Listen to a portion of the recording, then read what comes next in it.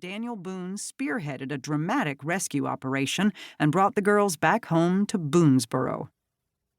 Upon hearing Boone's biography, Filson knew that readers would be enthralled by his compelling tales.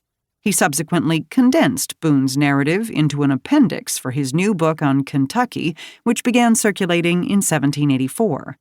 4 years later, Filson, a frontiersman in his own right, perished during a suspected attack by the Shawnee while he surveyed the future site of Cincinnati. But his account of Boone's experiences quickly gained a life of its own. A heavily edited version of Filson's The Adventures of Colonel Daniel Boone was subsequently published by John Trumbull in 1786, 3 years after the Revolutionary War ended. The story was so popular that it would be reprinted 12 times for eager American audiences over the next 37 years.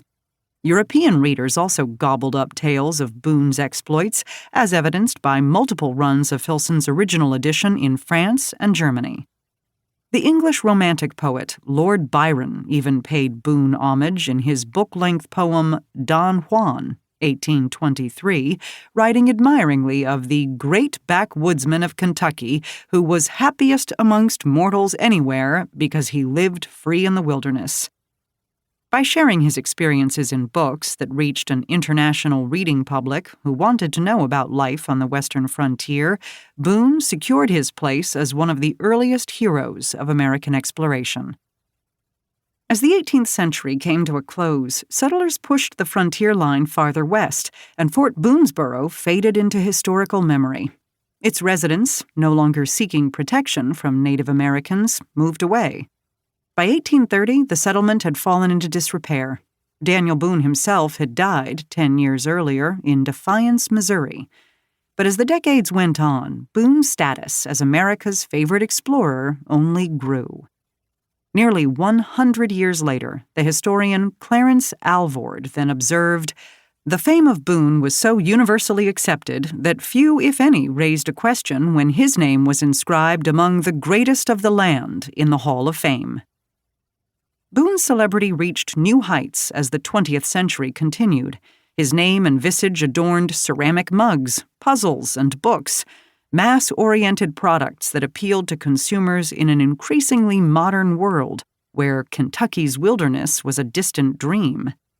As the nation confronted the Soviet Union during the Cold War era, children channeled Boone's rugged, patriotic spirit by wearing faux coonskin caps and carrying pop guns. Teenagers went to the cinema to see films like Daniel Boone, Trailblazer, 1956, which depicted an armed Boone towering over a group of attacking Native Americans as a conqueror of the savage frontier. By the century's end, the explorer had fully captured the imagination of those who viewed him, in the words of the historian Stephen Aaron, as the most celebrated of American frontiersmen, a man who long personified the territorial expansion of the United States and stood as the foremost symbol of intrepid pioneering.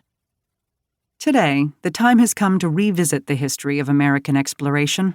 For too long, we have focused on adventurers like Boone, whom we elevated to mythical status in our collective imagination. By doing so, we have overlooked other important explorers, male and female, black and white, indigenous and immigrant, whose discoveries also helped make the United States the country that it is today. In addition, we have embraced a limited definition of exploration, which emphasizes the acquisition of land and understates the consequences of settlement for native peoples. What if we turned our attention to the contributions of a broader group of explorers, American Indians and African Americans who charted routes to acquire knowledge, immigrants who fought to preserve the wilderness, and women who tested new technologies to travel around the world? What might their pioneering stories tell us about exploration and the United States over the course of the past 2 centuries?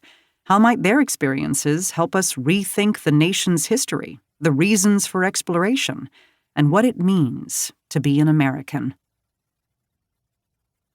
The first explorers of the continental United States arrived about 20,000 years ago.